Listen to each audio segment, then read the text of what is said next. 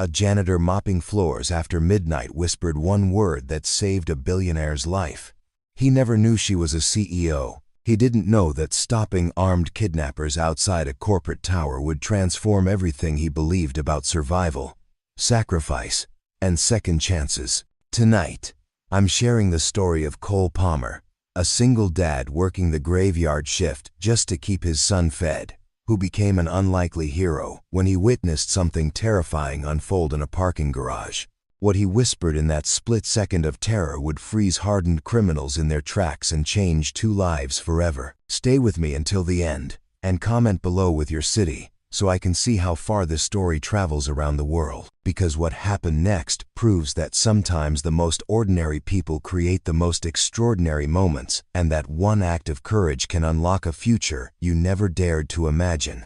Before we jump back in, tell us where you're tuning in from, and if this story touches you, make sure you're subscribed, because tomorrow, I've saved something extra special for you.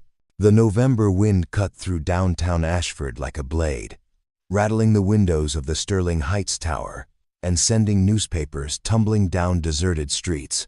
At 11:47 p.m., the financial district was a ghost town of locked doors and darkened offices, the kind of emptiness that made every sound echo twice as loud. Cole Palmer pushed his cleaning cart through the marble lobby of Sterling Heights, his reflection ghosting across polished floors that gleamed under fluorescent lights. His navy blue janitor's uniform hung loose on his frame, the name patch slightly crooked, the fabric worn thin at the elbows from 2 years of nightly wear.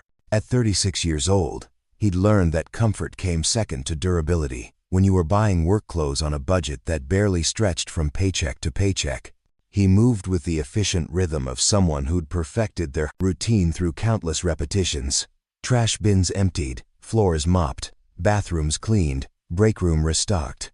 The work was invisible. Nobody noticed when it was done right, but everyone complained when it wasn't. Cole didn't mind the anonymity. Being invisible meant being left alone, and being left alone meant he could think about Owen. His phone buzzed in his pocket, and Cole carefully set down his mop before pulling it out. A text from Mrs. Harrison, his downstairs neighbor who watched Owen during his night shifts. The attached photo made his chest tighten with that familiar mixture of love and longing. His 8-year-old son was sprawled across her couch, fast asleep with a math workbook still open on his lap, his glasses slightly askew on his face. Owen had insisted on finishing his homework before bed, even though Cole had told him it could wait until morning. That was his boy, stubborn and determined, traits he'd inherited from both parents before his mother decided that motherhood wasn't the adventure she'd signed up for. Before Jessica walked out 3 years ago with nothing but a suitcase and a forwarding address she never actually used, Cole typed back a quick thank you to Mrs. Harrison, added a heart emoji that felt inadequate for the gratitude he felt, and tucked the phone away. 4 more hours. 4 more hours of mopping and scrubbing and taking out trash, and then he could go home to his tiny 2-bedroom apartment in the Brookside neighborhood, catch 3 hours of sleep, wake Owen up for school, and head to his day job at the warehouse. The math was brutal but simple. His warehouse shift ran from 7 in the morning until 3 in the afternoon, 5 days a week, bringing in just enough to cover rent and utilities. His janitorial work at Sterling Heights ran from 10 at night until 6 in the morning, 4 nights a week, covering food, Owen's school expenses, and the endless pile of small costs that came with raising a son alone. Together, the 2 jobs gave him about 4 to 5 hours of sleep on good nights. Less when Owen was sick, or had a school project, or just needed his dad to be present instead of exhausted. But Cole never complained. Not out loud, anyway.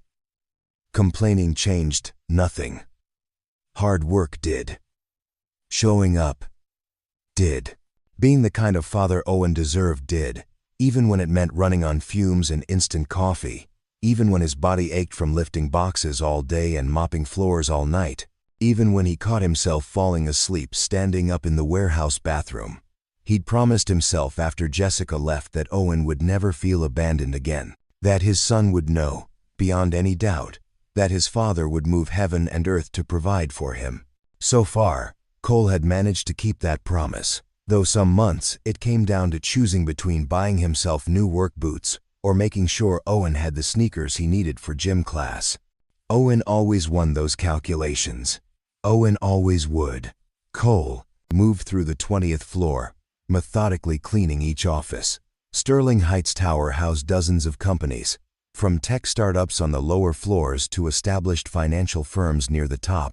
The executive suites on the 40th floor belonged to Quantum Industries, some kind of tech conglomerate that Cole knew nothing about except that their CEO had terrible aim with coffee cups and their marketing team left sticky notes everywhere.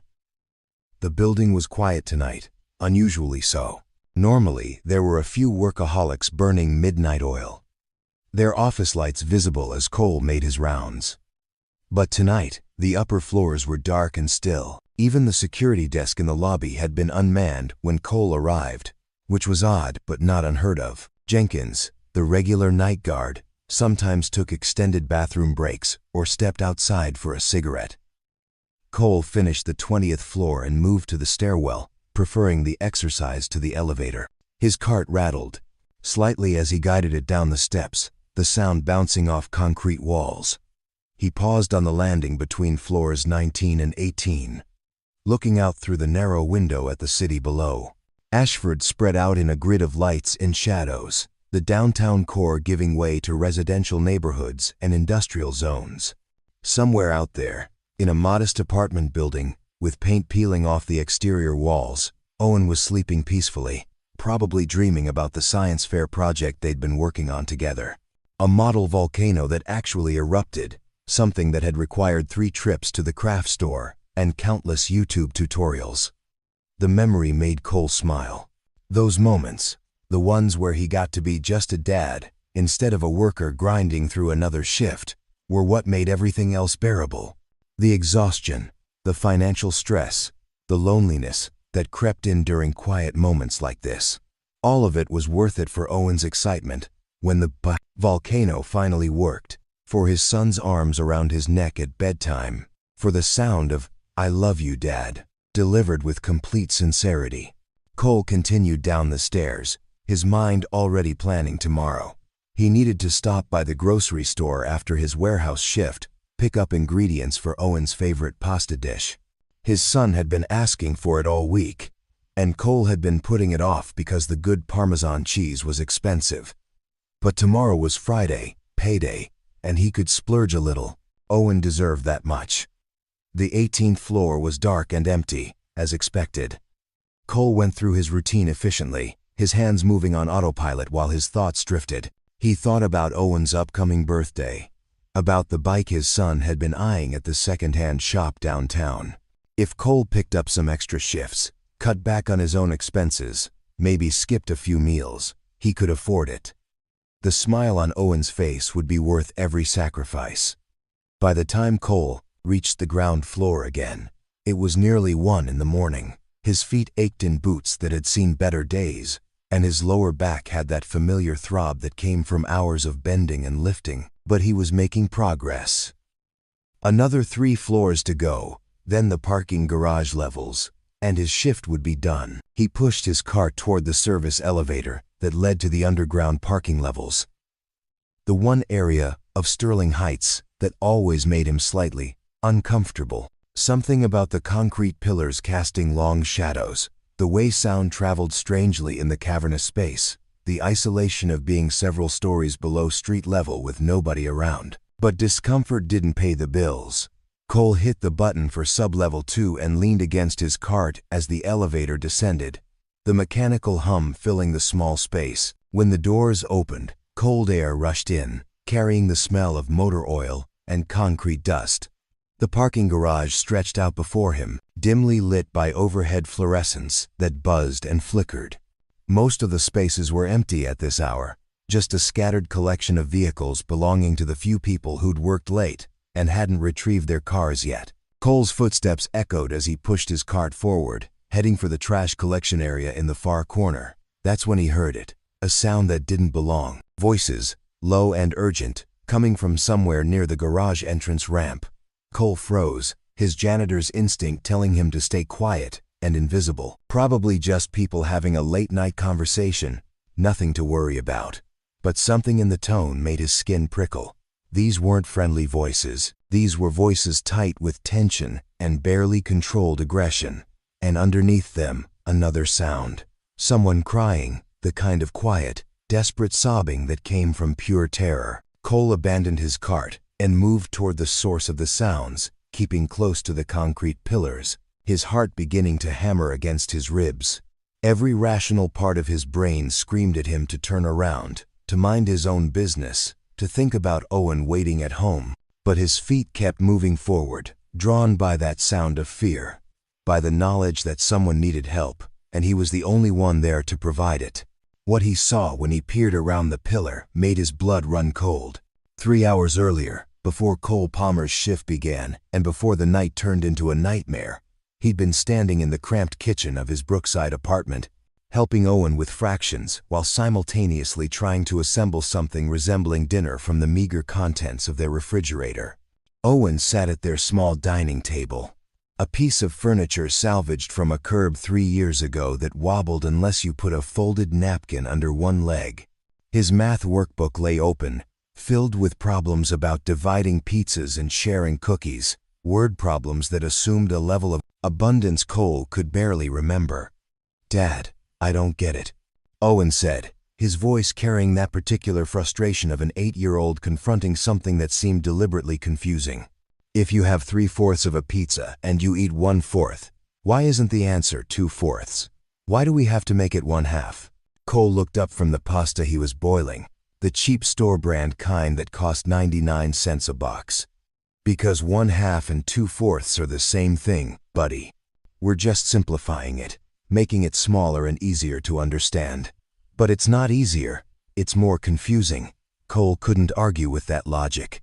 He moved to the table, sitting down beside his son, and grabbed a piece of paper. "Okay, look at it this way. Imagine you have 2 quarters. That's the same as having $1/2, right?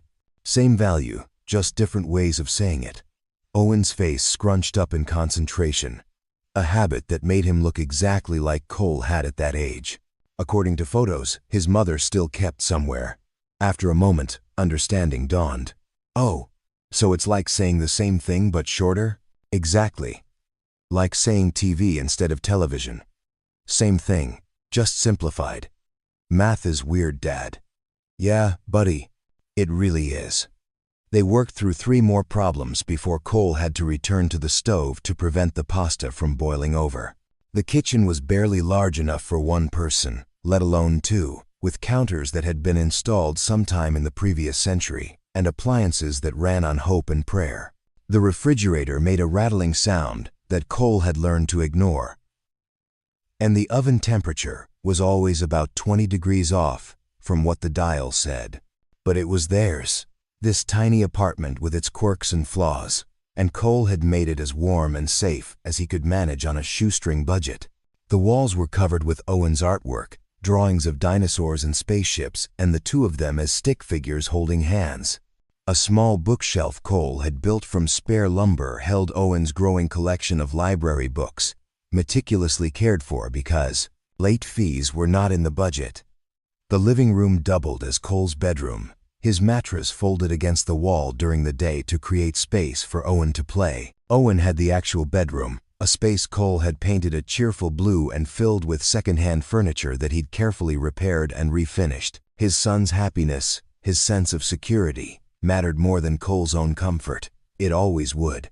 Dinner was simple, pasta with butter, and the last bit of Parmesan cheese, some frozen vegetables that had been on sale, and toast made from bread that was 1 day from expiring, but still perfectly good. They ate together at the wobbly table, Owen chattering about his day at Brookside Elementary, about the book his teacher had read aloud, about his friend Tyler getting in trouble for talking during quiet time. Cole listened with the full attention his son deserved, asking questions, laughing at the funny parts, offering sympathy when Owen described how Tyler had to miss recess. These dinners were precious, stolen moments between shifts when Cole got to be fully present as a father instead of a half-asleep zombie counting down minutes until his next job. After dinner, Owen insisted on helping with dishes, standing on a step stool to reach the sink. Cole washed while Owen dried, and they talked about the upcoming weekend, about maybe going to the park if the weather held, about the possibility of renting a movie if Cole could spare the $3. "Dad," Owen said as he carefully dried a plate, his small hands moving with exaggerated care. "Tommy at school said his dad is taking him to Adventure Zone for his birthday. Can we go sometime?" Adventure Zone was an indoor amusement park on the other side of Ashford, the kind of place with arcade games and go-karts and pizza that cost twice what it was worth. The kind of place Cole could never afford on his salary, not without skipping rent or utilities or food. "Maybe someday, buddy," Cole said, the words tasting like failure. "We'll see." Owen nodded, and the way he accepted that non-answer without argument broke something in Cole's chest. His son had learned too young not to ask for things, not to expect treats or extras, to be grateful for what they had. It was a maturity born from necessity, and Cole hated that Owen had to carry it. At 7:30, Mrs. Harrison knocked on the door, right on schedule. She was a widow in her late 60s who lived in the apartment below theirs, a woman with gray hair always pulled back in a neat bun and eyes that crinkled with genuine warmth. She'd been watching Owen during Cole's night shift since they moved into the building, refusing to accept more than token payment, insisting that Owen was a joy and that she'd be lonely without the company. "Ready for another evening of beating me at checkers?" she asked Owen, who grinned and grabbed the game from the shelf. Cole handed her the emergency contact information he always left, even though she had it memorized, along with $20 for pizza if Owen got hungry later. "I should be back around 6:30 tomorrow morning. If anything comes up, anything at all, you call me immediately." "Cole, we'll be fine. Go. Make sure those fancy office people have clean floors to walk on." He kissed the top of Owen's head, reminded him to brush his teeth and listen to Mrs. Harrison, and grabbed his work jacket. The night air was cold when he stepped outside, and his car, a 15-year-old sedan held together with duct tape and determination, took 3 tries to start. The drive to Sterling Heights Tower took 25 minutes through empty streets, past neighborhoods that ranged from struggling to thriving. Cole's warehouse job was in an industrial zone on the south side of Ashford, surrounded by factories and distribution centers. But his janitorial work was in the heart of downtown, where glass towers reached toward the sky and people wore suits that cost more than Cole made in a month. 2 different worlds. And Cole existed in the space between them, invisible to the executives who walked past him without a glance, essential to the functioning of their perfect corporate environments, but never acknowledged as more than part of the furniture. He parked in the employee lot behind Sterling Heights, changed into his uniform in the dingy locker room, and clocked in at exactly 10 p.m. The building supervisor, a bored man named Patterson who Cole suspected was half asleep most nights, barely grunted in acknowledgement. "Floors 20 through ground, then all 3 parking level," Patterson said, the same instructions he gave every shift. "Jenkins called in sick, so security desk is unmanned tonight. Just you in the building." Just him in the building. Cole had worked alone before, but something about tonight felt different. Maybe it was the way the wind howled between the towers outside, or the unusual absence of late working employees, or just his own exhaustion, playing tricks on his perception. He collected his supplies, loaded his cart, and took the service elevator to the 20th floor to begin his routine. Floor by floor, office by office, trash bin by trash bin. His mind wandered as his hands worked, drifting between worry about Owen's upcoming dentist appointment they couldn't really afford, and calculations about whether he could pick up an extra shift at the warehouse next week. The hours blurred together in a haze of repetitive motion. Mop, rinse, repeat, empty, replace, move on. Cole's feet ached, his back protested, his eyes burned with fatigue, but he pushed through it the way he always did, fueled by the mental image of Owen sleeping peacefully, counting on his father to provide. Around midnight, Cole took a brief break in the 20th floor break room, sitting in a chair designed for executives and eating the peanut butter sandwich he'd packed. The view from this height was spectacular, the city spreading out in all directions, lights twinkling like earthbound stars. From up here, Ashford looked beautiful and full of possibility. From ground level, where Cole actually lived, it looked very different. Harder. Less forgiving. A place where one unexpected expense could send you spiraling, where opportunities were reserved for people who'd been born into the right circumstances, where hard work didn't always translate to success, no matter what the inspirational posters claimed. But Cole kept working anyway, kept pushing, kept hoping that someday his luck would change, that somehow, through sheer determination and sacrifice, he'd build something better for Owen. A future where his son didn't have to learn fractions at a wobbly table, or accept, maybe someday, as the answer to simple requests. He finished his sandwich, tossed the wrapper, and returned to his cart. 3 more hours until his shift ended. 3 more hours, and then he could go home to Owen.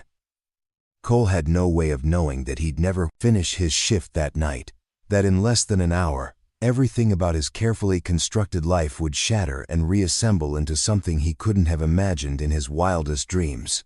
The parking garage on sublevel 2 of Sterling Heights Tower stretched out like a concrete cathedral, all harsh angles and shadows broken only by the sickly yellow glow of fluorescent lights that hummed with electrical current. Cole Palmer stood frozen behind a support pillar, his heart hammering so hard he could hear the blood rushing in his ears. 30 feet away, near the garage entrance ramp, 3 figures in dark clothing surrounded a woman pressed against the side of a luxury sedan. Even from this distance, even in the poor lighting, Cole could see the gun. The man holding it kept the weapon low but visible, a casual threat that didn't need to be emphasized because everyone present understood the power dynamic. The woman was maybe in her mid-30s, wearing what had probably been an immaculate business suit before tonight. Her dark hair had come loose from whatever style she'd worn it in, and her hands were raised in a gesture of surrender that made Cole's stomach twist.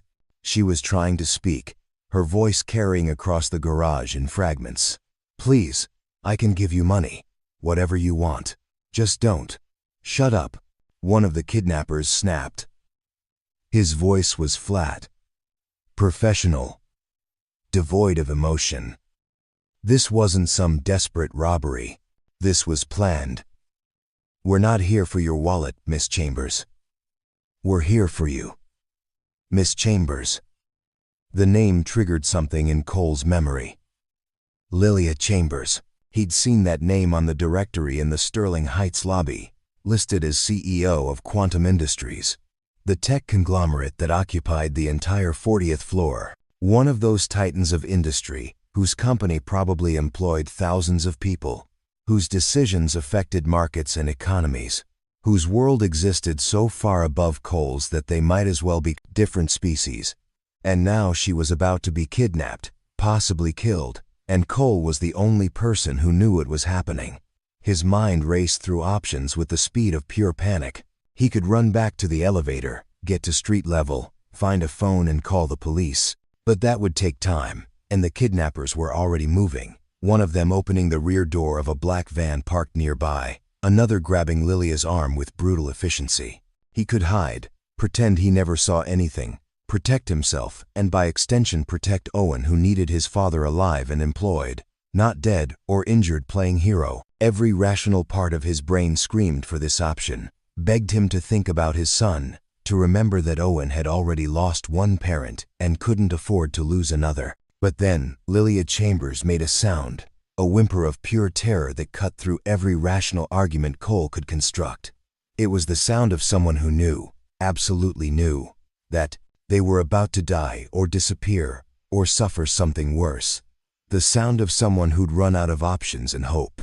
Cole thought about Owen, about what kind of man he wanted his son to become, about the lessons you taught, not through words but through actions, through the choices you made when everything was on the line. He thought about his own father, gone these past 10 years, who'd always said that your character was defined by what you did when nobody was watching. Well, nobody was watching now. Just Cole, a janitor who nobody would miss if he disappeared, whose testimony about what he'd witnessed would probably be dismissed or ignored, whose entire existence was defined by invisibility. But invisibility could be an advantage. Cole's hands were shaking as he looked around the garage, searching for anything that could help. His cleaning cart sat abandoned near the elevator, mop and supplies visible, useless as weapons but potentially useful as distractions. His phone was in a pocket, but calling for help would take too long and the sound might give away his position. The kidnappers were focused entirely on Lilia, manhandling her toward the van despite her attempts to resist. She was fighting now, her earlier compliance giving way to desperate struggle, but she was one person against 3 trained professionals. The physics of the situation were brutally unfair. Cole made his decision in the space between heartbeats. He grabbed a spray bottle of industrial cleaner from his cart, the heavy-duty kind that came with warnings about eye damage and skin irritation. It wasn't much, but it was something. Then he moved, keeping low and quiet, using the parked cars as cover, closing the distance between himself and the kidnappers with a speed driven by adrenaline and terror. He was maybe 15 feet away when one of them noticed him. The man without the gun, the one who'd been serving as muscle, spotted Cole's movement and alerted the others with a sharp word Cole didn't catch. The man with the gun turned, bringing the weapon up, and Cole saw his own death in that motion. He was going to die in a parking garage, for a woman he'd never met, and Owen was going to wake up tomorrow to find out his father had been killed. And Mrs. Harrison would have to explain to an 8-year-old that sometimes good people made stupid choices and paid the ultimate price. But Cole didn't stop moving. He raised the spray bottle like it was actually a viable weapon, his finger on the trigger, his brain working at light speed to process the angles and distances and timing. The gunman's face twisted with something between confusion and contempt. "Are you kidding me? A janitor with a spray bottle? Let her go," Cole heard himself say, his voice steadier than he felt. "This is a bad idea. This whole building has cameras. You're being recorded right now." It was a lie. Cole knew the parking garage cameras had been broken for weeks. The building management too cheap to fix them promptly. But the kidnappers didn't know that, and doubt flickered across their faces. The one holding Lilia tightened his grip. "He's bluffing. Cameras have been dead for a month. We checked. So much for that strategy." Cole adjusted his approach, taking another step forward despite every survival instinct screaming at him to run. He was close enough now to see details. The gun was a semi-automatic, professionally maintained. The van had out-of-state plates. These weren't amateurs or opportunistic criminals. This was organized, well-planned, and Cole had just inserted himself into the middle of something far more dangerous than he'd initially understood. Lilia's eyes found his, wide with terror and something else. Confusion, maybe, or disbelief that a janitor was trying to rescue her. Her mascara had run in dark streaks down her face, and there was a cut on her lip where someone had hit her. The sight triggered something primal in Cole, a rage he hadn't known he was capable of feeling. "Last chance," the gunman said, and he wasn't talking to Lilia anymore. He was talking to Cole, giving him one final opportunity to walk away. "Turn around, go back to mopping floors, and forget you saw anything. Otherwise, you're coming with us too, and I promise you won't enjoy the trip." Cole's finger tightened on the spray bottle trigger. His legs felt like water. His vision had narrowed to a tunnel focused on that gun, on the man holding it, on the split second between life and death. "I can't do that," Cole said quietly. The gunman's expression hardened. "Then you're a dead man." Time slowed in that way it does when everything crystallizes into absolute clarity. Cole saw the gunman's finger beginning to squeeze the trigger, saw the muscle contracting, saw the mechanical process that would send a bullet through his chest and end everything. He saw Owen's face in his mind, heard his son's voice saying, "I love you, Dad," with that complete trust that said nothing bad could happen as long as his father was there. He saw his own father, dead too young, who'd taught him that doing right mattered more than doing easy. And in that frozen moment of impossible clarity, Cole Palmer whispered one word, a word he'd learned years ago from a self-defense class he'd taken after Jessica left, when he'd been paranoid about protecting Owen from every possible danger. A word that was specifically chosen for its psychological impact, for the way it disrupted an attacker's focus and created a split second of confusion. Cole looked directly at the gunman and whispered, "Freeze." The effect was instantaneous and completely unexpected, not because the kidnappers actually froze, but because of what happened in the microsecond after Cole spoke. The command, delivered in a tone that carried absolute authority despite coming from a janitor in a torn uniform, triggered a hardwired response in the gunman's brain. Military training, police training, any kind of tactical instruction drilled certain words into automatic reactions. Freeze. Stop. Drop. Gun. These were words that bypassed conscious thought and triggered muscle memory. The gunman hesitated, just for a fraction of a second, just long enough for his brain to process the disconnect between the authority in Cole's voice and the obvious lack of authority in his position. And in that fraction of a second, Cole moved. He squeezed the trigger on his spray bottle, sending a stream of industrial cleaner directly into the gunman's eyes. The man screamed, a sound of pure pain and rage, and his finger jerked on the trigger reflexively. The gunshot was deafening in the enclosed space, echoing off concrete walls like thunder. Cole felt something hot graze his shoulder, felt the impact spin him sideways, but adrenaline kept him moving. He collided with the gunman, both of them going down hard on the concrete.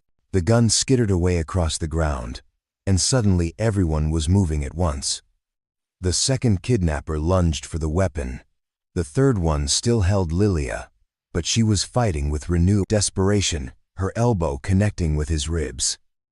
Cole grappled with the gunman, who was still partially blinded but fighting back with vicious efficiency. A fist caught Cole in the jaw, snapping his head back.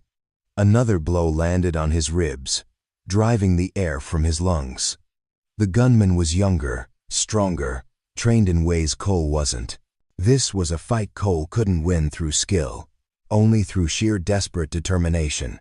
They rolled across the concrete, Cole trying to keep the man away from the gun, trying to buy time for Lilia to escape, trying to do anything that might prevent this from ending with both of them dead. He grabbed the man's shirt, then his arm, then whatever he could reach, just holding on, just making it difficult, just being an obstacle that refused to quit. "Run!" Cole shouted toward Lilia, though his voice came out as more of a rasp. "Get out, run." But where? The elevator was too far. The stairwell entrance was on the other side of the garage, and the second kidnapper had retrieved the gun and was turning back toward them with murder in his eyes. This was it, Cole thought. This was how it ended. Not heroically, not successfully, just messily and pointlessly in a parking garage that wouldn't even be clean for tomorrow morning's executives. Owen's face filled his mind again, and Cole felt tears mixing with blood and sweat on his face. "I'm sorry, buddy. I tried. I'm so sorry." Then everything exploded into sirens and lights. The police cruisers came screaming down the entrance ramp with lights blazing red and blue across concrete walls, transforming the parking garage into a strobing nightmare of color and sound. 3 vehicles, then 4. Officers pouring out with weapons drawn and voices shouting commands that overlapped into an incomprehensible wall of noise. Cole didn't understand how they'd arrived so fast, didn't have the mental capacity to question it while he was still grappling with the gunman on the ground. His shoulder burned where the bullet had grazed him. His ribs ached from the punches he'd taken, and his entire body was operating on nothing but adrenaline and the desperate need to keep fighting until help arrived. And now, help was here. The kidnapper beneath him suddenly went limp, hands raising in surrender. As officers surrounded them, Cole felt rough hands pulling him away, rolling him onto his back, someone checking him for injuries while voices barked questions he couldn't process. "Sir, are you hurt? Sir, can you hear me? Stay still, paramedics are on the way." Cole's vision swam, the fluorescent lights above him blurring into halos. His jaw throbbed where he'd been hit, and now that the immediate danger was passing, his body was registering all the damage he'd sustained. The shoulder wound that had felt like nothing during the fight now screamed with every breath. "The woman," Cole managed to gasp out. "Is she okay? Did they get her?" "Ma'am is safe, sir.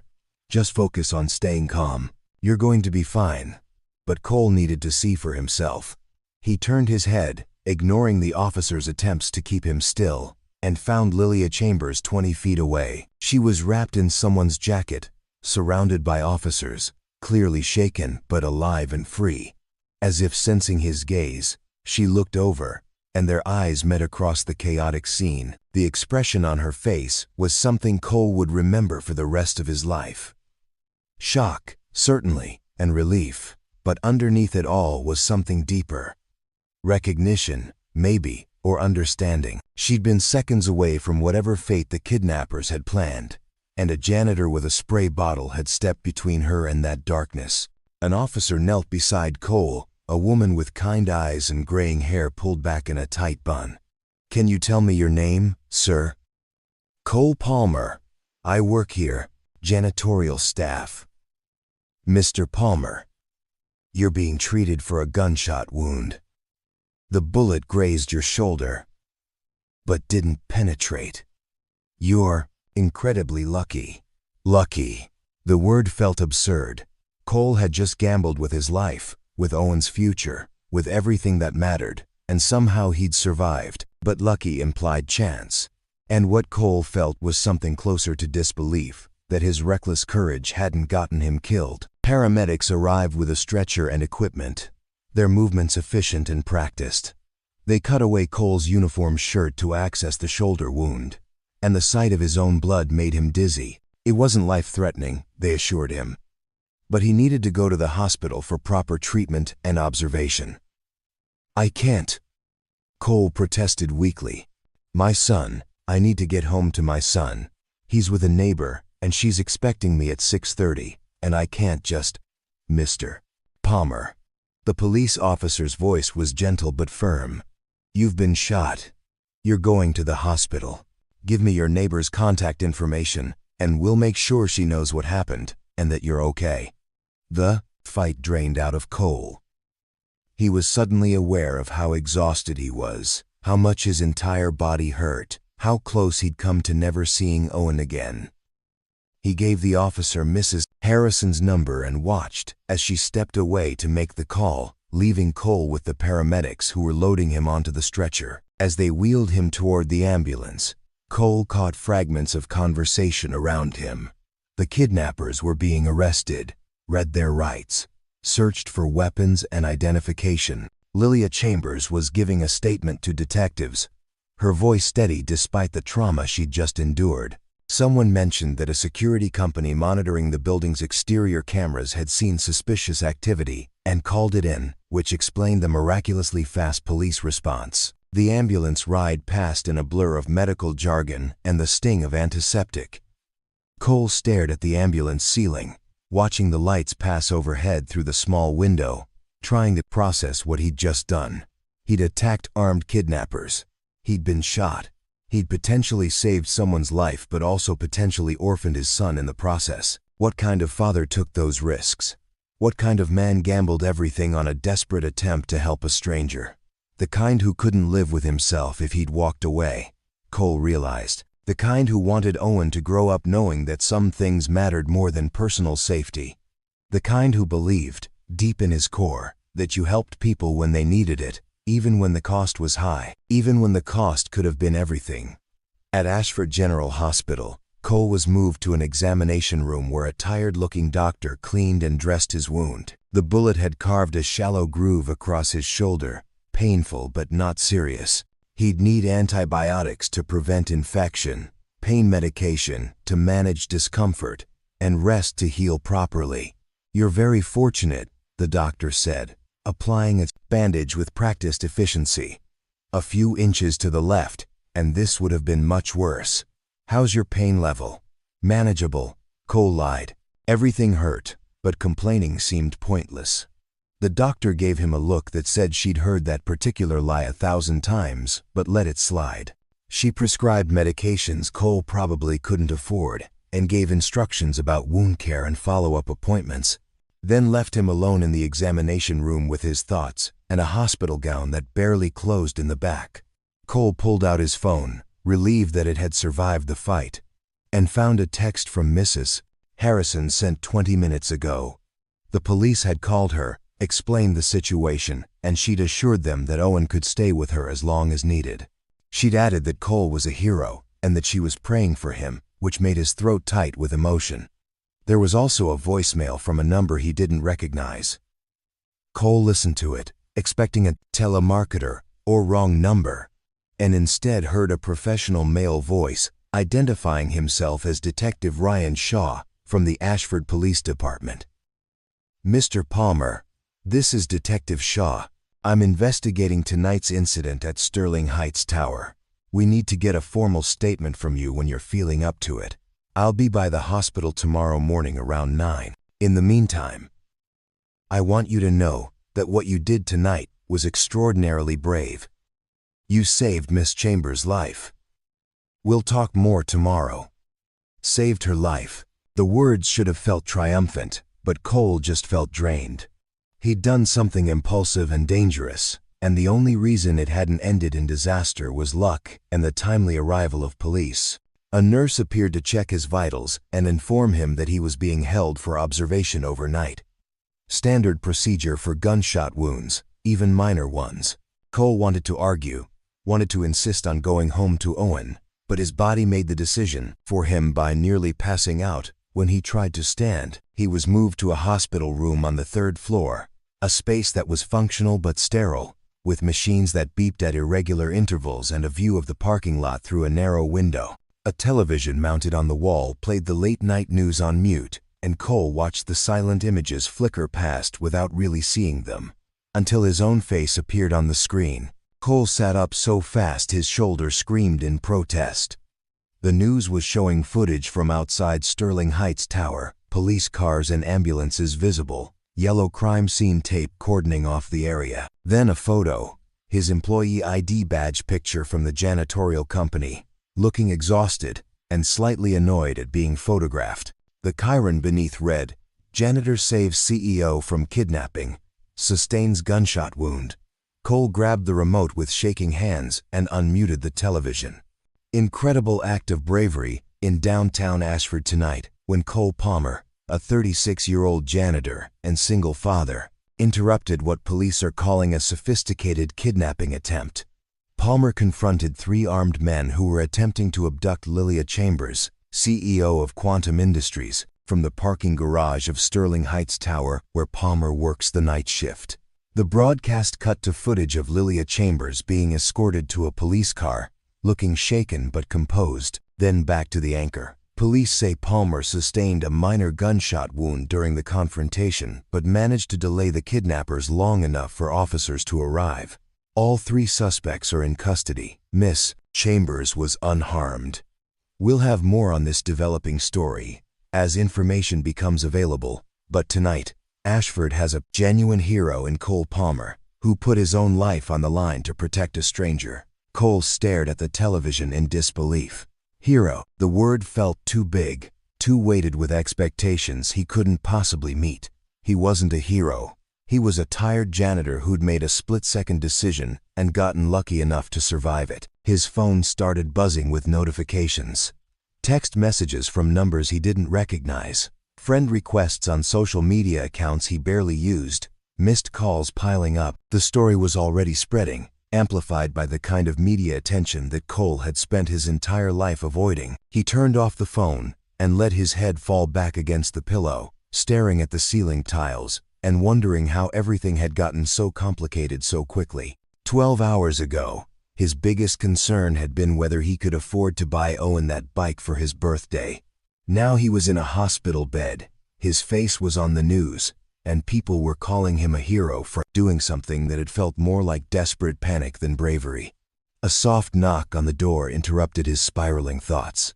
A nurse entered, followed by someone unexpected. Lilia Chambers stood in the doorway of his hospital room, still wearing the remains of her business suit, though someone had given her a police department sweatshirt to replace her torn jacket. Her hair was pulled back in a hasty ponytail, and without makeup, she looked younger and more vulnerable than she had in the parking garage. "Mr. Palmer," she said, her voice hoarse. "I hope I'm not intruding. I asked if I could see you, and they said you were awake." Cole struggled to sit up properly, wincing at the movement. "Miss Chambers, are you okay? Did they hurt you?" I'm fine, thanks to you. She moved closer to the bed, her hands clasped in front of her like she didn't quite know what to do with them. I just wanted to see you, to make sure you were all right, and to say thank you. Though thank you seems completely inadequate for what you did. I just did what anyone would do. No. Her voice was firm. That's not true, and you know it. Most people would have run, or hidden, or called for help and hoped someone else dealt with it. You ran toward 3 armed men with nothing but a spray bottle. You put yourself between me and them. You were shot protecting me. Cole didn't know what to say to that. The exhaustion, the pain medication beginning to kick in, and the sheer surreality of having a billionaire CEO in his hospital room left him speechless. Lilia pulled a chair closer to the bed and sat down, her movements careful, as if she was still processing her own trauma. The police told me you're a single father, that you were working your night shift when this happened, that you have an 8-year-old son waiting for you at home. Owen, Cole said automatically. His name is Owen. You risked leaving Owen without a father to save me. A complete stranger. Lilia's eyes were bright. Lilia's eyes were bright, with unshed tears. I don't have words for what that means, Mr. Palmer. I don't know how to process the kind of courage that takes. Morning arrived with watery sunlight filtering through the hospital room window, and a nurse checking Cole's vitals with brisk efficiency. His shoulder throbbed with a deep ache that the pain medication only partially dulled, and his entire body felt like it had been put through an industrial press. Every movement reminded him of the previous night's violence, muscles screaming their protest at the abuse they'd endured. Detective Shaw arrived at 9 o'clock sharp, exactly as promised. He was a man in his mid-40s with graying temples and the kind of steady gaze that suggested he'd seen everything humanity had to offer and was no longer surprised by any of it. He pulled a chair close to Cole's bed and set a digital recorder on the bedside table. Mr. Palmer, I need to get your official statement about what happened last night. Take your time. Tell me everything you remember, starting from when you first became aware of the situation. Cole recounted the events as clearly as his foggy brain would allow. Finding the kidnappers in the parking garage, the decision to intervene, the spray bottle and the single word he'd whispered, the fight and the gunshot and the arrival of the police. Detective Shaw listened without interruption, occasionally making notes but mostly just absorbing the information. This word you whispered, the detective said when Cole finished. Freeze. Can you explain why you chose that particular word? Cole felt his face heat with embarrassment. I took a self-defense class a few years back. After my ex-wife left, I was paranoid about protecting Owen from everything. The instructor said that certain command words, delivered with authority, could create a moment of hesitation in an attacker. It disrupts their mental process for just a second. I didn't think it would actually work, honestly. I was just trying anything I could think of. Detective Shaw nodded slowly. Well, it worked. The gunman, his name is Victor Brennan, former military with tactical training. He's already lawyered up, but the other 2 are talking. They confirmed that your command created confusion, that split second where Brennan's training kicked in automatically. That's when you used the spray bottle and everything went sideways for them. Are they saying who hired them? We're still piecing that together, but it looks like corporate espionage combined with a ransom scheme. Miss Chambers has competitors who would benefit from her removal, and she's worth enough that a ransom would be substantial. These weren't street criminals, Mr. Palmer. These were professionals, and you took them on with cleaning supplies and sheer guts. The detective's tone carried a mixture of admiration and disbelief that made Cole uncomfortable. He didn't feel brave. He felt like someone who'd made a reckless choice and gotten incredibly lucky. After Detective Shaw left, promising to keep Cole updated on the investigation, a hospital social worker appeared to discuss his discharge. He'd be released this afternoon with prescriptions and instructions to follow up with his regular doctor in a week.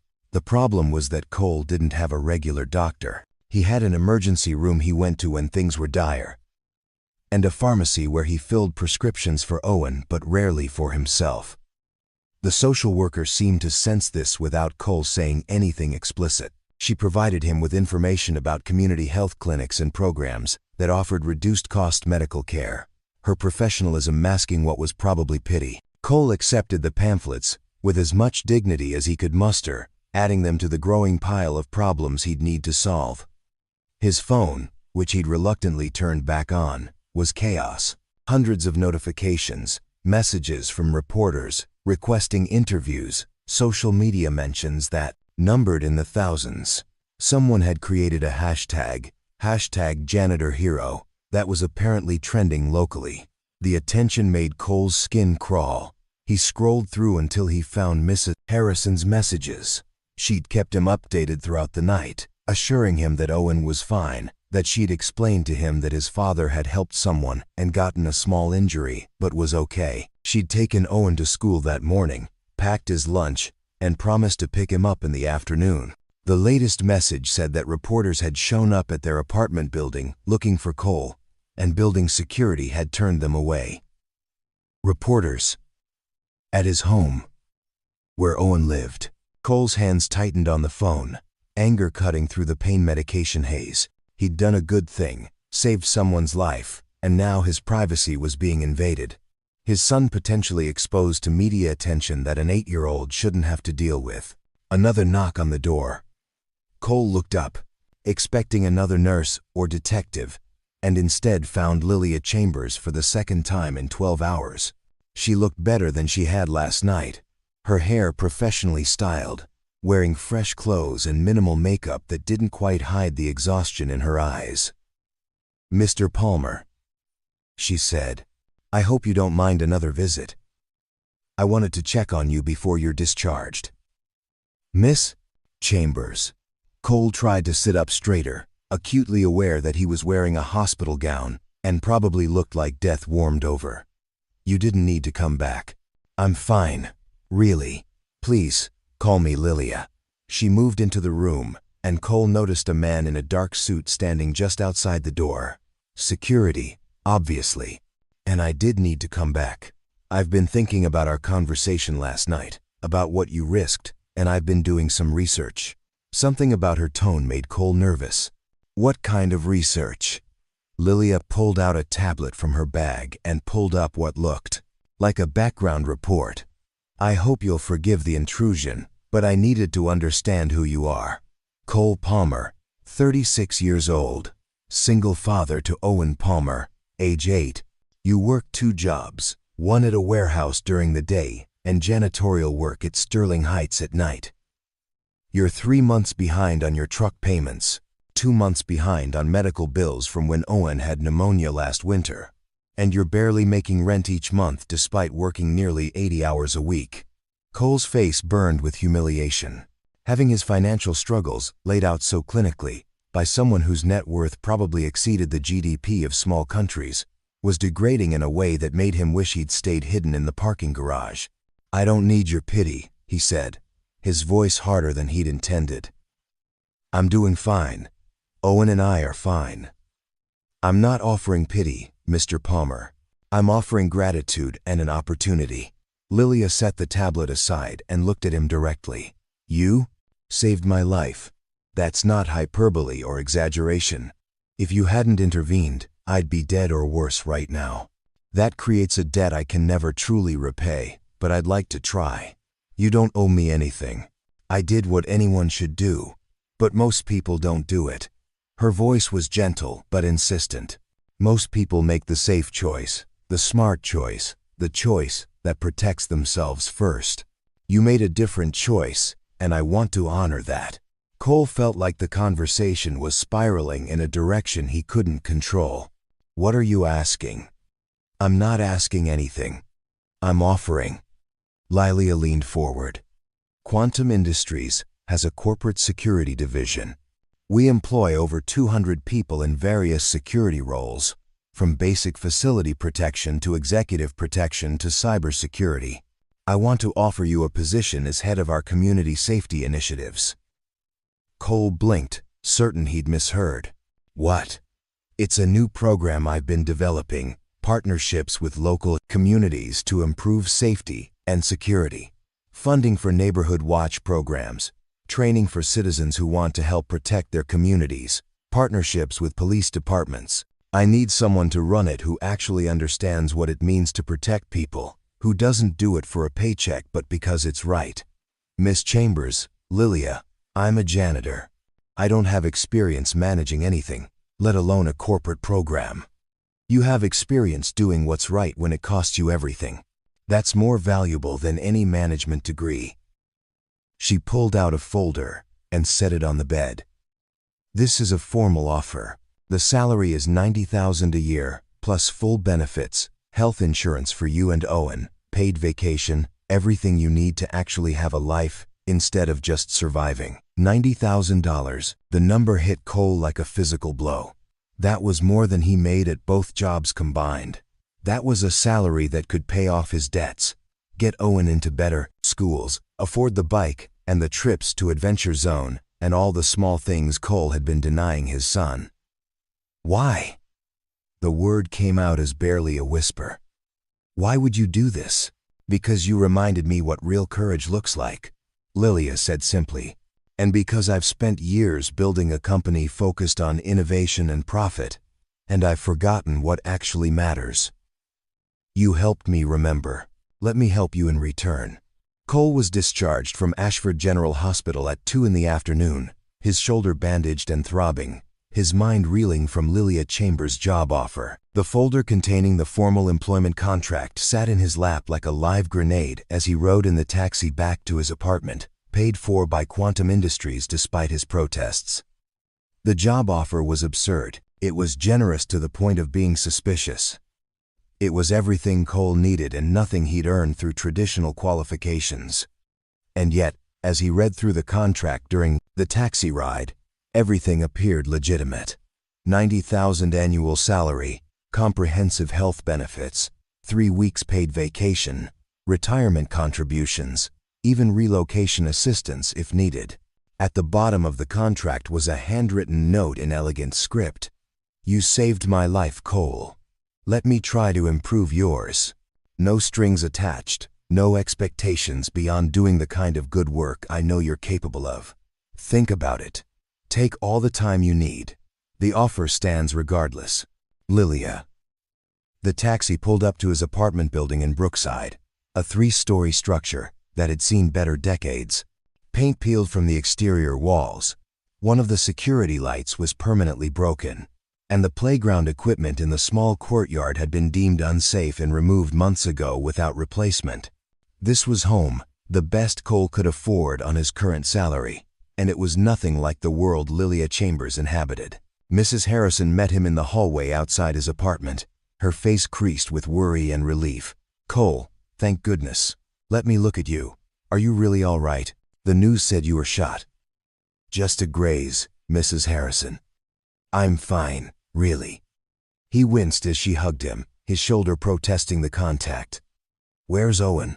Is he okay? He's inside with my daughter. She came over to help keep him distracted. He knows you were hurt helping someone, but we didn't give him details about guns or kidnappers. He's been worried, though. Kept asking when you'd be home. Guilt twisted in Cole's stomach. He'd put Owen through unnecessary worry, had risked making his son an orphan, all for a stranger. The weight of that decision felt heavier now than it had in the moment. Mrs. Harrison must have seen something in his face because her expression softened. You did a good thing, Cole. A brave thing. Don't let anyone tell you otherwise. Owen burst out of Mrs. Harrison's apartment before Cole could respond, his small face lighting up with relief. Dad, you're home. Are you okay? Does your arm hurt?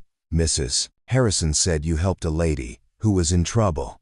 Cole dropped to one knee, ignoring the pain in his shoulder, and pulled his son into a careful hug. Hey, buddy, I'm okay. Just got a little banged up, but nothing serious. You're a hero, Owen said, his voice muffled against Cole's chest. Mrs. Harrison showed me the news. They said you saved someone's life. I just did what felt right, Owen. That's all.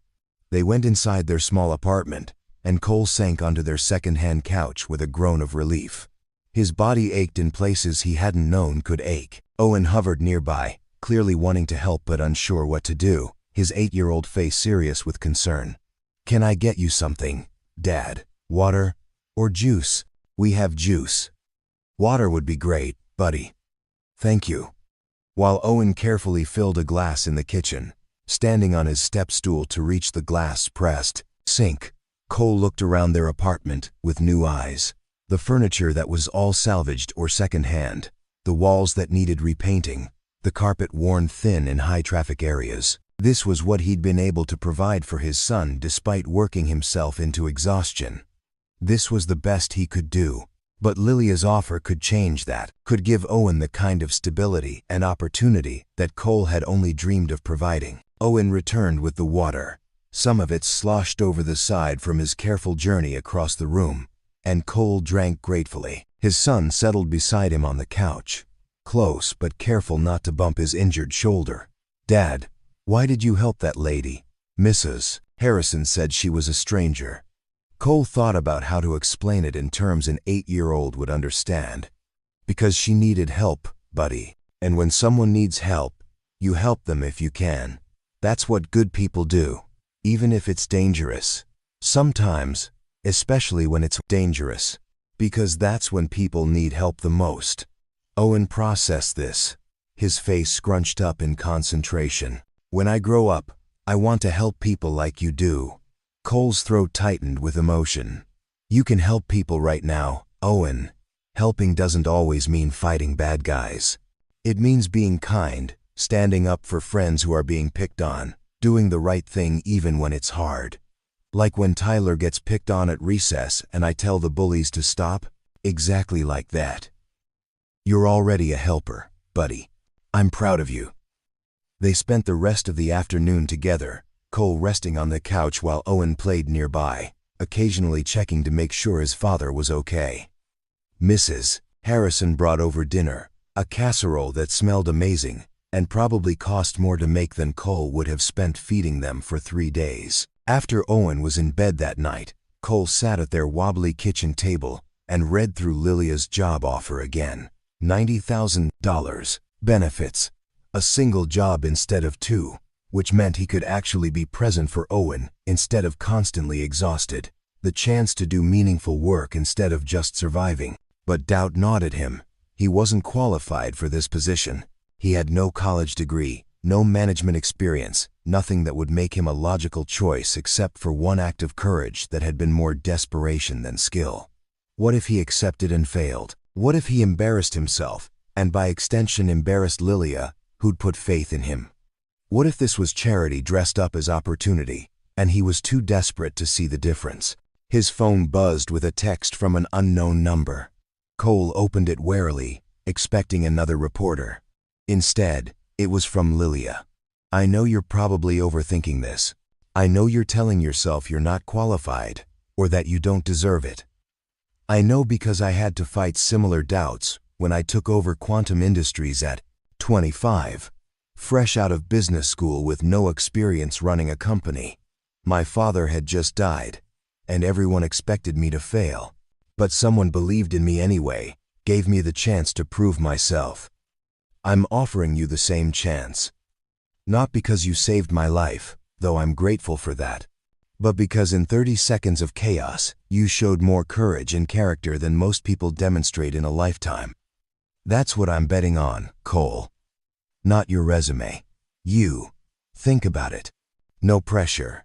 But know that I believe in you even if you don't believe in yourself yet." Cole stared at the message for a long time. He thought about Owen sleeping in the next room, about the bike his son wanted, and the school field trips Cole had to decline because of the cost. He thought about working himself to death like his father had, dying young from stress and exhaustion, leaving Owen alone in the world. He thought about Lilia Chambers' face in that parking garage, terrified and desperate, and the choice he'd made to help her. How that choice had felt impossible but also inevitable, like there was no other option his conscience would allow. Maybe accepting this job offer was the same kind of choice. Scary, uncertain, possibly foolish. but the only one his conscience would allow, because turning it down meant consigning Owen to more years of just barely getting by. More years of his father being too tired to play. More years of maybe someday instead of yes. Cole picked up his phone and typed a response before he could overthink it further. Miss Chambers, Lilia. I accept your offer. I'm terrified and uncertain and convinced I'm going to mess this up, but I accept. Thank you for believing in me. I'll do everything I can to prove you right. When do I start? The response came almost immediately. Monday morning, 9 a.m. Quantum Industries headquarters, 40th floor. Welcome to the team, Cole. You're going to change a lot of lives, starting with your own. Cole set the phone down and let his head fall into his hands, overwhelmed by the magnitude of what he'd just agreed to. His life was about to change in ways he couldn't predict. Everything familiar, everything safe, was about to be upended. And somehow, despite the fear and uncertainty, Cole felt something he hadn't experienced in years. Hope. Real, tangible hope that things could actually get better, that his sacrifices could lead somewhere beyond just survival, that Owen could have the future he deserved. On Monday morning, Cole Palmer would walk into a world he didn't understand, taking on responsibilities he wasn't trained for, betting everything on the belief that courage and character mattered more than credentials. It was terrifying. It was impossible. It was exactly what he needed to do. Monday morning arrived with the kind of nervous energy that made Cole's hands shake as he knotted his tie for the third time. He stood in front of the bathroom mirror in his apartment, wearing the only suit he owned, purchased 5 years ago for a job interview that had gone nowhere. The jacket was slightly too big, the pants needed hemming, and the whole ensemble screamed discount store clearance rack. Owen appeared in the doorway, already dressed in his school uniform, his backpack slung over one shoulder. You look fancy, Dad. Like a businessman on TV. Cole managed a smile, despite the anxiety churning in his stomach. Thanks, buddy. You ready for school? They walked the 3 blocks together, Cole acutely aware of the time, terrified of being late on his first day. He dropped Owen at the Brookside Elementary entrance, hugging him goodbye and promising to pick him up himself this afternoon for the first time in months. No more relying on Mrs. Harrison for every detail of childcare. This new job meant regular hours, meant being present. The bus ride to downtown Ashford took 40 minutes, and Cole spent every second of it second-guessing his decision. He didn't belong in the corporate world. He was going to embarrass himself, disappoint Lilia, prove that courage in a parking garage didn't translate to competence in an office. Quantum Industries headquarters was a sleek glass tower in the heart of the financial district, 30 stories of steel and ambition that made Cole feel impossibly small as he approached. The lobby was all marble and modern art, with security turnstiles and a reception desk staffed by professionally dressed people who looked like they'd never worked a day of manual labor in their lives. Cole approached the desk, his ID badge from Sterling Heights Tower still in his wallet, because he hadn't thought to bring anything else. Hi, I'm Cole Palmer. I'm supposed to start today in the Community Safety Division. The receptionist's face lit up with recognition. Mr. Palmer, of course. Miss Chambers told us to expect you. Welcome to Quantum Industries. She handed him a temporary badge and directed him to the executive elevators. 40th floor. Miss Chambers' assistant will meet you there. The elevator was glass, walled, offering a dizzying view of Ashford as it climbed. Cole watched the city fall away below, watched the streets where he'd struggled and survived become tiny and distant, and felt like he was ascending into a different atmosphere entirely. The 40th floor was hushed luxury. Thick carpeting that absorbed sound, original artwork on the walls, floor-to-ceiling windows offering panoramic views of the city. A woman in her 50s with silver hair and sharp eyes stood waiting. Mr. Palmer, I'm Patricia Collins, Miss Chambers' executive assistant. Welcome. Her handshake was firm and professional. Miss Chambers is finishing a conference call, but she asked me to show you to your office and get you oriented. Office. Cole had an office. The reality of it hit him as Patricia led him down a corridor and opened a door to reveal a space that was bigger than his living room. Windows overlooked the city. A desk made of dark wood sat in the center, and bookshelves lined one wall. "This is yours," Patricia said. "Your computer login information is in that envelope on the desk. I'll be by this afternoon to help you set up your accounts and access to our systems. You have a meeting with Miss Chambers at 10, lunch with the department heads at noon, and at 2 you'll meet with the Community Safety Advisory Board." Cole's head spun. "Advisory board? We already have an advisory board?" "Miss Chambers doesn't do anything halfway, Mr. Palmer. When she commits to a project, she moves fast." Patricia's expression softened slightly. "I know this is overwhelming, but you're here because she believes in you. Trust her judgment, even if you don't trust your own yet." After Patricia left, Cole stood in the center of his new office, turning slowly, trying to absorb the reality of his situation. 3 days ago, he'd been mopping floors in a parking garage.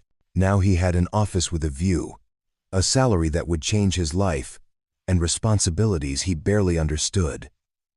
His phone buzzed. A text from Owen, sent from Mrs. Harrison's phone during morning recess. "Good luck on your first day, Dad. You're going to be great. I love you." Cole smiled, the anxiety easing slightly. This was why he was here. Not for himself, but for Owen. To build something better, to create opportunities, to show his son that courage could lead to transformation. The morning passed in a blur of introductions and information overload. Lilia met with him personally, walking him through the community safety initiative's goals and scope, partnerships with local police departments, funding for neighborhood watch programs, training for citizens who wanted to help protect their communities. It was ambitious and meaningful and terrifying in its complexity. "I don't have experience with any of this," Cole admitted during their meeting. "I don't know how to manage budgets or coordinate with police departments or run advisory boards." "You'll learn," Lilia said simply. "Patricia will help you. Our community relations director will help you. I'll help you. You're not alone in this, Cole." The lunch meeting with department heads was more challenging. Cole sat at a conference table with 7 vice presidents and directors, all of them polished and professional, all of them clearly skeptical about the janitor who'd been promoted to running a multi-million-dollar initiative. A man named Trevor Blackwood, VP of Operations, was particularly pointed. "Mr. Palmer, can you walk us through your background in nonprofit management?" "I don't have one," Cole said honestly. "I have a background in showing up and doing what needs to be done, in looking out for people who need looking out for. Miss Chambers seems to think that's what this program needs." "With all due respect," said a woman named Jennifer Hayes, Director of Community Relations, "running a corporate initiative requires more than good intentions. It requires strategy, budgeting, stakeholder management. All of which he'll learn." Lilia interrupted smoothly. She'd joined them halfway through the meal, taking her seat at the head of the table with casual authority. "Cole understands the communities we're trying to serve because he's lived in them. He understands the stakes because he's risked everything to protect a stranger. That's not something you can teach in business school." The table fell silent. Cole could feel eyes on him, measuring, judging, waiting to see if he'd crack under scrutiny. "I know I have a lot to learn," Cole said, looking around the table, "and I'm not going to pretend I know everything about running a corporate program or managing budgets. But I do know what it's like to work 2 jobs and still worry about keeping the lights on. I know what it's like to live in neighborhoods where people are scared to let their sons play outside. I know what it's like to see someone in trouble and have to decide if you're the kind of person who helps or the kind who looks away." He paused, gathering courage. "Miss Chambers is betting that my experience is valuable. I'm going to prove her right, but I can't do it alone. I need help from people who know this world, so I'm not asking you to believe in me yet. I'm just asking for the chance to earn it." The silence that followed felt different, less hostile, more considering. Jennifer Hayes was the first to speak. "Community relations will support you however we can. If you need demographic data or partnership contacts, I can provide that.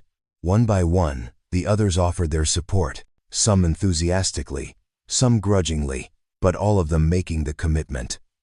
By the time lunch ended, Cole felt like he'd survived a gauntlet, but hadn't completely embarrassed himself. The afternoon advisory board meeting was less contentious but more overwhelming. Community leaders, retired police officers, non-profit directors, all of them with strong opinions about what needed to be done. Cole mostly listened, taking notes, asking questions, trying to absorb the complexity of the work ahead. By 6 p.m., when Cole finally left Quantum Industries headquarters, his brain felt like mush. He picked up Owen from after-school care, a program he could now actually afford, and they took the bus home together. "How was your first day?" Owen asked, his hand warm in Cole's. "Scary and exciting and overwhelming," Cole said honestly. "But good. I think it was good." That night, after Owen was asleep, Cole sat at their kitchen table with a stack of folders Patricia had given him. Grant applications to review, budget proposals to understand, community programs to evaluate. The learning curve was steep, maybe impossible. But as he opened the first folder and started reading about a neighborhood watch program that needed funding, Cole felt something click into place. This was about helping people, about creating safety and community, about taking what he'd done in that parking garage and scaling it up, empowering others to be brave and protective of their neighborhoods. He could do this. He had to do this. Not just for Owen, but for every family struggling in neighborhoods that needed support. For every person who wanted to help but lacked resources. Cole's phone buzzed with a text from Lilia. "How are you feeling after day one?" He typed back, terrified but determined. "Thank you for this chance." Her response came quickly. "You're going to be great, Cole. Get some rest. Tomorrow we start changing lives." 3 weeks into his new position, Cole was beginning to find his rhythm when everything went sideways. He was reviewing grant applications in his office, the morning sunlight streaming through the windows, when Patricia appeared in his doorway with an expression that made his stomach drop. "Cole, we have a situation. Detective Shaw is here with 2 FBI agents. They need to speak with you immediately." The federal agents were a man and woman in dark suits, their credentials identifying them as Special Agents Karen Rodriguez and James Mitchell. Detective Shaw stood beside them, his face grim. "Mr. Palmer," Agent Rodriguez began without preamble, "we've received credible intelligence that you and your son may be in danger. The kidnapping attempt on Miss Chambers was orchestrated by a man named Gregory Ashford, CEO of a competing tech firm. The 3 men we arrested were hired contractors, but Ashford himself remains at large." Cole felt ice water flood his veins. "What does this have to do with me?" "You're a witness," Agent Mitchell said. "You can identify the kidnappers, testify in court. Ashford sees you as a liability. We intercepted communications suggesting he's considering eliminating that liability." "Eliminating?" Cole's voice came out strangled. "You mean killing me?" "We don't know his exact intentions, but we're taking the threat seriously. We recommend protective custody for you and your son until we apprehend Ashford." Cole's mind raced to Owen, currently sitting in class at Brookside Elementary, completely unaware that his father's decision to help a stranger 3 weeks ago had put them both in danger. Lilia burst into the office moments later, her face pale. "Cole, I just heard. This is unacceptable. Gregory Ashford is targeting you because of me." "Miss Chambers," Agent Rodriguez said, "we're arranging protection for you as well. Ashford may try again." "I have private security," Lilia said dismissively. "But Cole and his son need immediate protection. Whatever resources that requires, Quantum Industries will provide." The next few hours passed in a chaotic blur. Cole was driven to Brookside Elementary by federal agents to collect Owen early from school. His son's confusion turned to fear when he saw armed agents, and Cole had to explain in the gentlest terms possible that they needed to go somewhere safe for a little while. "Are the bad guys coming after us?"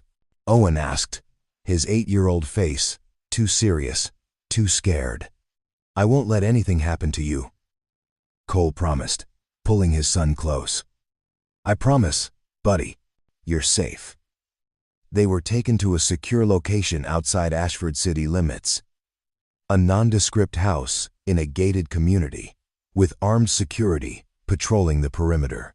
It looked like a regular home from the outside, but had reinforced doors, bulletproof windows, and enough surveillance equipment to monitor a small army. Mrs. Harrison was brought in to help care for Owen, the elderly woman handling the situation with remarkable calm. Lilia visited that evening, her own security detail in tow, her face tight with guilt. "This is my fault," she said once Owen was occupied with Mrs. Harrison in another room. "You're in danger because you saved me." "I made the choice to help," Cole said. "Nobody forced me. But you shouldn't have to pay this price. You shouldn't have to hide with your son, because Gregory Ashford is a vindictive criminal."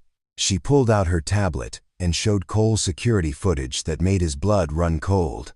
A man had been photographed outside Brookside Elementary 2 days ago, watching the school, taking pictures of the students. Another photo showed the same man outside Cole's apartment building. "They've been surveilling you," Lilia said. "Planning something." The FBI intercepted communications just in time.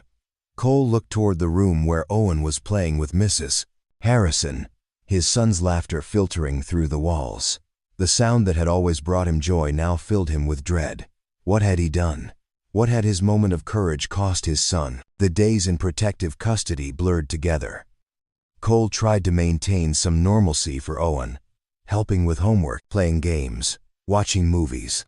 But the armed guards outside, the restrictions on leaving, the constant awareness of danger, all of it took a toll. Owen had nightmares. He woke up crying, asking if the bad guys were coming, if his dad was going to get hurt again. Cole held him through the terror, whispering reassurances he wasn't sure he believed, promising safety he couldn't guarantee. Lilia visited daily, bringing Owen toys and books, bringing Cole updates on the manhunt for Gregory Ashford. The FBI had traced him to several locations, always arriving just hours too late. He had resources, connections, and the kind of desperate ruthlessness that came from knowing capture meant life in prison. On the 5th night in protective custody, Cole sat on the porch of the safe house while Owen slept inside, Mrs. Harrison watching over him. The night was quiet except for cicadas and the distant sound of traffic. Cole's phone buzzed with a text from an unknown number. His hands shook as he opened it. "Your son is 8 years old, Brookside Elementary, 3rd grade, Mrs. Patterson's class. He likes science and soccer. You should have minded your own business. Palmer, walk away from testifying, or I'll make sure Owen grows up without a father. You have 24 hours to decide." The message included a photo taken that morning, showing Owen through the safe house window, playing in the living room, completely unaware he was being watched. They'd found them. Despite federal protection, despite security measures, Gregory Ashford's people had located the safe house and were watching Owen. Cole's vision blurred with rage and terror. He forwarded the message to Agent Rodriguez, then walked inside to where Lilia was reviewing documents in the kitchen. "They found us," he said, his voice hollow. "They're threatening Owen." Lilia's face went white. She looked at the message, then immediately called her head of security. Within minutes, the safe house was flooded with additional personnel. Perimeter security tripled, plans made to move them to a different location. But Cole knew the truth. As long as Gregory Ashford was free, as long as Cole was a witness who could testify, his son would never be truly safe. The threat would always exist, lurking in the background, poisoning any chance at normal life. "I should walk away," Cole said quietly. "Refuse to testify. It's not worth Owen's safety." "No." Lilia's voice was fierce. "That's exactly what Ashford wants. For you to be too scared to stand up, to let evil win because it's safer than fighting. Easy for you to say. It's not your son at risk." The words came out harsher than Cole intended, but Lilia didn't flinch. "You're right. It's not my son, but it's my responsibility. You're in danger because you saved me. So we end this. Not by giving in, but by making sure Ashford can never threaten anyone again. She pulled out her phone and made a call. "Yes, it's me. I need everything you have on Gregory Ashford. Properties, associates, financial records, everything. And I need it within the hour. Money is no object." The break in the case came from an unexpected source. One of Gregory Ashford's former employees, a man named Daniel Warren who'd been fired 6 months earlier, contacted the FBI with information in exchange for immunity on unrelated charges. He knew where Ashford was hiding, a remote property in the mountains 2 hours north of Ashford, purchased under a shell corporation. Agent Rodriguez coordinated with local law enforcement and federal tactical teams. The raid was planned for dawn, overwhelming force designed to capture Ashford before he could escape or harm anyone. Cole wasn't allowed anywhere near the operation, but he watched the news coverage from the safe house, Owen asleep against his shoulder, both of them exhausted from sleepless nights. When the report came through that Gregory Ashford had been taken into custody without incident, Cole felt something break inside him, tension he'd been carrying for weeks finally releasing. It was over. Owen was safe. Lilia arrived an hour later with champagne and genuine relief on her face. They got him. They got all of them. Ashford's entire network is being rolled up. The FBI says the threat is neutralized. Cole just held Owen tighter, tears streaming down his face, overwhelmed by the enormity of what they'd survived. The return to normal life was gradual. They moved back to their apartment in Brookside, though Quantum Industries provided upgraded security for the building. Cole returned to work, throwing himself into the community safety initiative with renewed purpose. If his experience had taught him anything, it was that safety mattered, that protection mattered, that people needed resources and support to defend their communities. The program flourished under his leadership. Cole approved grants for neighborhood watch programs, funded safety training, partnered with police departments to improve community relations.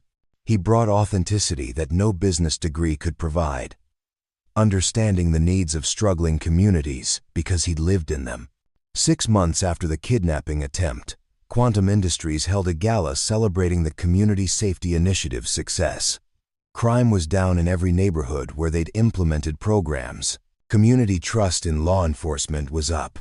People felt safer, more empowered to protect their own streets. Cole stood at the podium in a rented tux, looking out at hundreds of donors and community leaders, and felt the full weight of how far he'd come, from janitor to director, from invisible to celebrated, from barely surviving to actually thriving.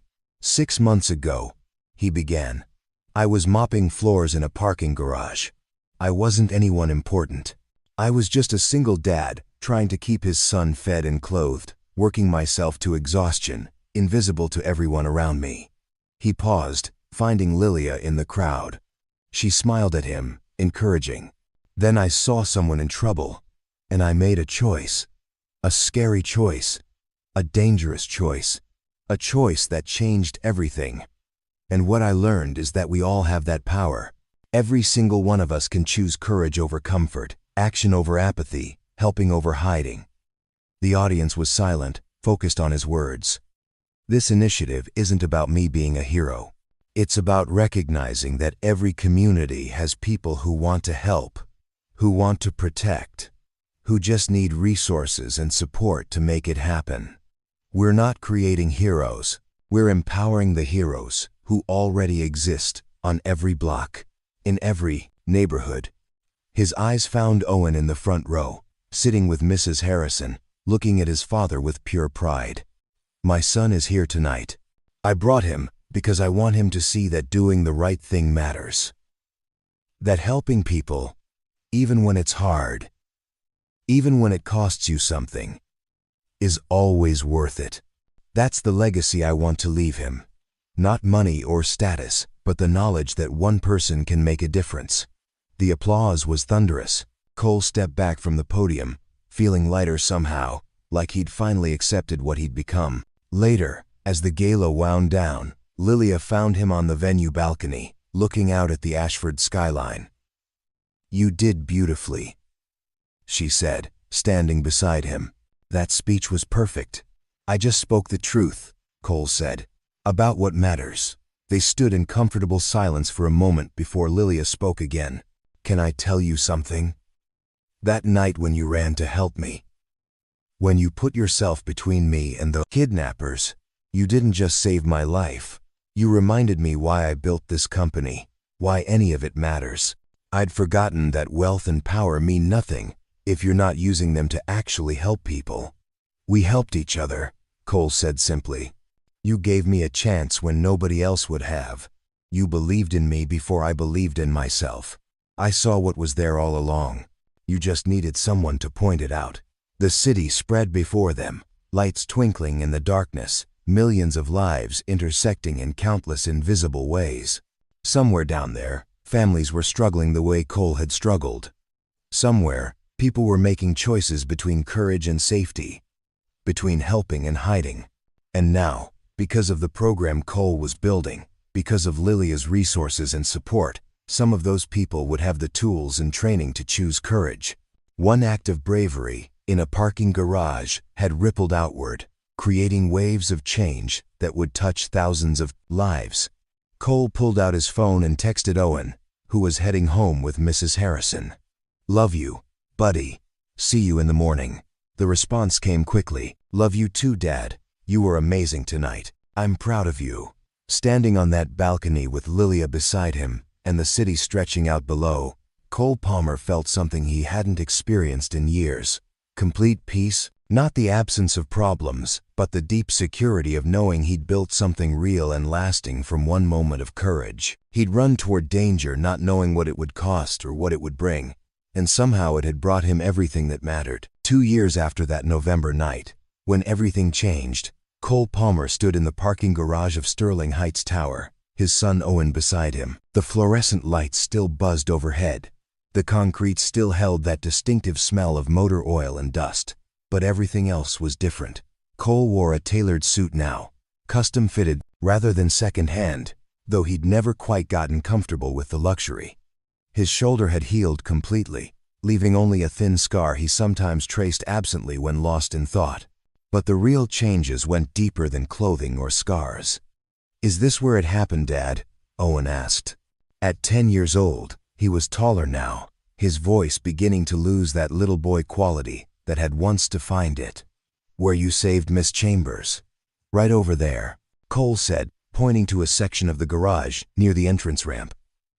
That's where the van was parked. That's where I used the spray bottle, and everything went crazy. They walked to the spot together, and Cole remembered with crystal clarity how terrified he'd been, how certain he was going to die, how the only thing that kept him moving was the knowledge that someone needed help, and he was the only one there to provide it. Were you scared? Owen asked. Absolutely terrified, Cole admitted. But sometimes being brave means doing the right thing, even when you're scared. Especially when you're scared. The Community Safety Initiative had grown beyond anything Cole had imagined. They'd expanded to 12 cities across 3 states, trained over 5,000 volunteers, funded hundreds of programs. Crime was down, community engagement was up, and countless neighborhoods had been transformed by residents who'd been given the resources and support to protect their own streets. Cole had proven the skeptics wrong. He'd learned budget management and stakeholder coordination and all the corporate skills he'd lacked. But more importantly, he'd brought authenticity and genuine understanding to work that could have easily become just another corporate checkbox initiative. Every decision he made, every program he approved, was filtered through the lens of someone who'd actually lived the struggles these communities faced. Lilia appeared at the garage entrance, her heels clicking against concrete as she approached. She wore a crimson dress that reminded Cole of the coat she'd worn that night.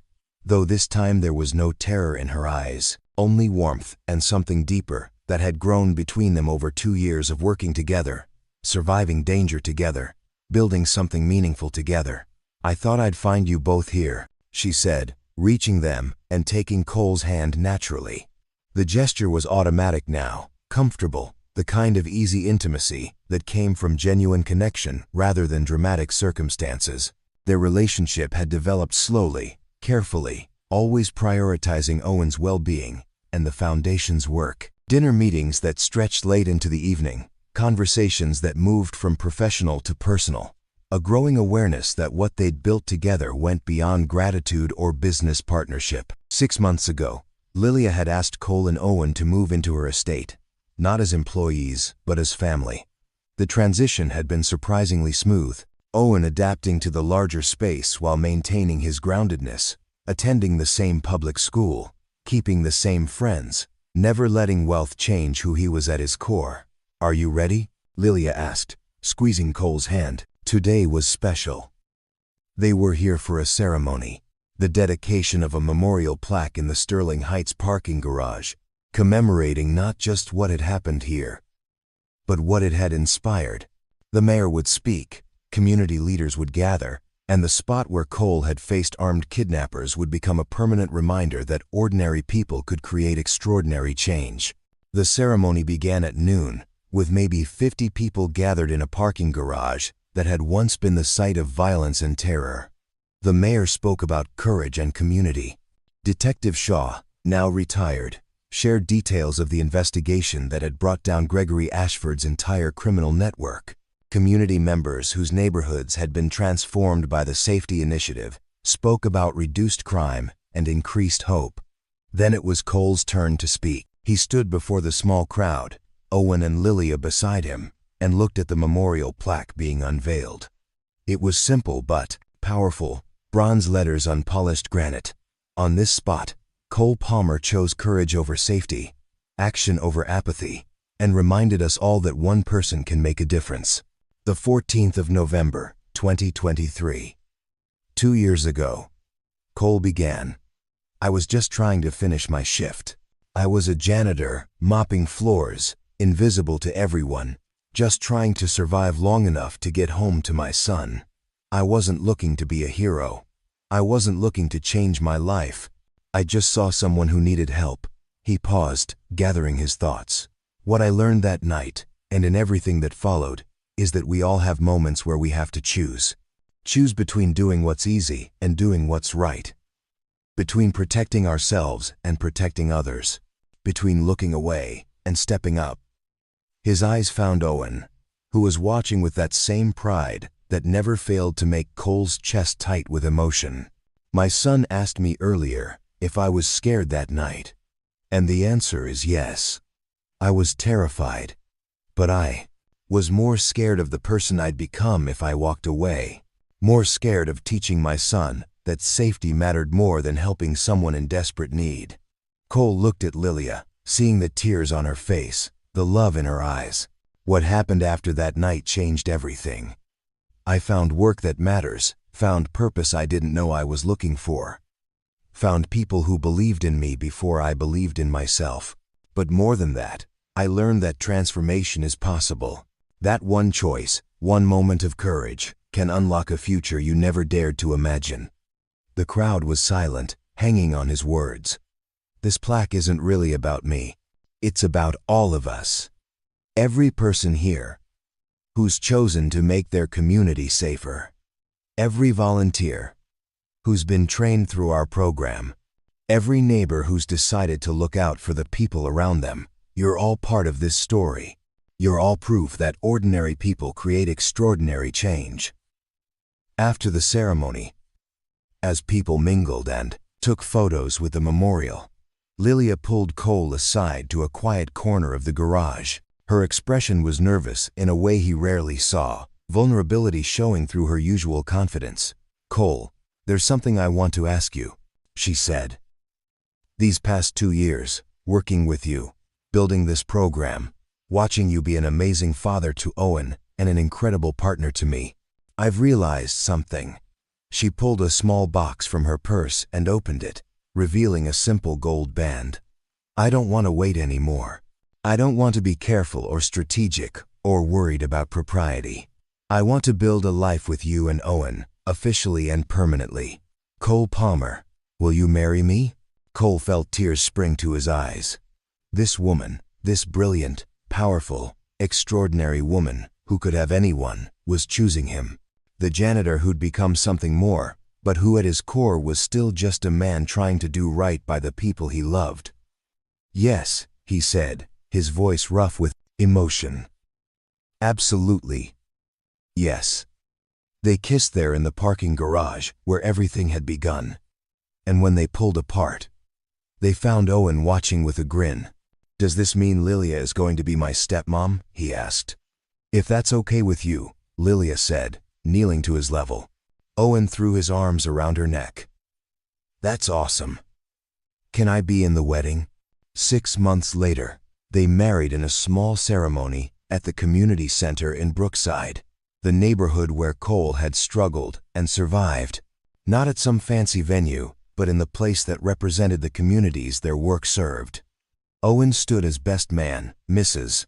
Harrison cried happy tears in the front row, and community members who'd been transformed by the safety initiative celebrated alongside corporate executives and city officials. It was a merging of two worlds that should never have intersected, brought together by one moment of courage in a parking garage. As Cole and Lilia danced at their reception, he thought about the journey that had brought them here.